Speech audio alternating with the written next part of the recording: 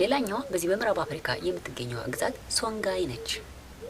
ስለዚህ የሶንጋይ ስልጣኔ ማን ነው ቤት አካባቢ ነው የሚለውን ቀጥለን እናያለን ማለት ነው። The Songhai people established the empire named after their name.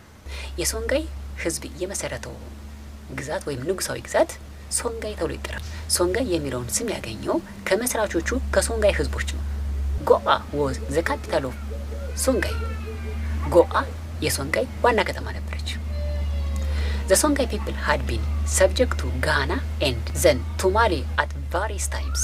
የሶንጋይ ህዝብ ለጋናና ለማሊ ግዛቶች በተለያየ ጊዜ ገባር ህዝብ ነበር። እንግዲህ ጋናና ማሊ በዚህ በምዕራብ አፍሪካ የነበሩ የሶንጋይ ግዛት ከመምጣቱ በፊት የነበሩ ታላላቅ ግዛቶች ነበሩ። ስለዚህ የሶንጋይ ህዝብ በወቅቱ ጋናና ማሊ አካባቢውን ሲያስተዳድሩ ለጋናና ለማሊ ግዛቶች ገባር ነበር። However, toward the end of the 14th century, they threw off the overlordships of Mali. ይሁን እንጂ በ14ኛው መቶ ክፍለ ዘመን መጨረሻ አካባቢ የሶንጋይ ህዝብ የማሊን የበላይነት አሽቀንጥሮ ጥሏል። The empire of Songhai extended from the central area to today's Nigeria to Atlantic coast.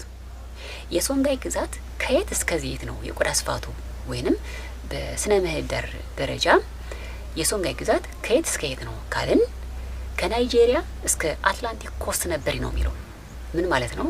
ካሁኗ የናይጄሪያ ብለን ከምንጥራት ሀገር እስከ አትላንቲክ ውቅያኖስ ጠረፍ ድረስ ነበር። ወይንም ይሄ በምዕራብ አፍሪካ የአትላንቲክ ጠረፍ አካባቢ እስከ ናይጄሪያ ድረስ ያ አካባቢ የሶንጋይ ግዛት አካል ነበር። ሶንጋይ became powerful by controlling the trans-Saharan trade. ሶንጋይ ሀያል የሆነችው የትራንስ-ሳሃራን ንግድ በመቆጣጠሯ ነበር። ይህ የትራንስ-ሳሃራን ንግድ ለሶንጋይ ሀያልነት ወይንም ጥንካሬ መሰረት ነበር። ምክንያቱም ይሄን የትራንስ-ሳሃራን የንግድ መስመር በመቆጣጠር ሶንጋይ ከፍተኛ የሆነ ገቢን ታገኝ ነበር። ወይንም በዚህ በትራንስ-ሳሃራን ንግድ መስመር በመነገድ ሶንጋይ ተርፋማ ነበረች። በዚህም ከፍተኛ የሆነን ገቢን ሰብስባለች። ይህ ገቢዋ ሶንጋይን ጠንካራ እንድትሆነ አድርጓታል። The Songhai had trading connections with the Berbers. ሶንጋዮች ከበርበሮች ጋር የንግድ ግንኙነት ነበራቸው። Its kings accepted Islam earlier in the 11th centuries. የሶንጋይ ነገስታቶች እስልምና ሃይማኖትን የተቀበሉት ቀድሞ በ11ኛው መቶ ክፍለ ዘመን ነበር።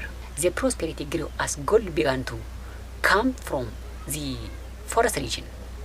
በአጠቃላይ ለሶንጋይ ፕሮስፔሪቲ ወይንም ብልጽግና ወርቅ አይነተኛ ሚና ነበረው። The Songhai Empire ended in the 1591. የሶንጋይ ግዛት ወይንም ስልጣኔ ያበቃው በ1591 ዓመተ ምህረት ነበር።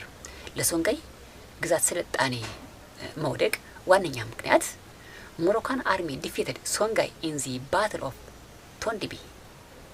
የሞሮካን የጦር ኃይል ሶንጋዮችን ቶንዲቢ ተብሎ ከሚጠራ የጦር አውድማ ማሸነፋቸው ነበር። በዚህም ሞሮካኖች አካባቢውን ወረውታል።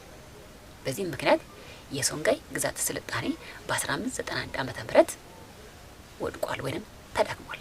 በዚህም ምክንያት የሶንጋይ ግዛት ስልጣኔ በ1591 ዓመተ ምህረት አብቅቶለታል።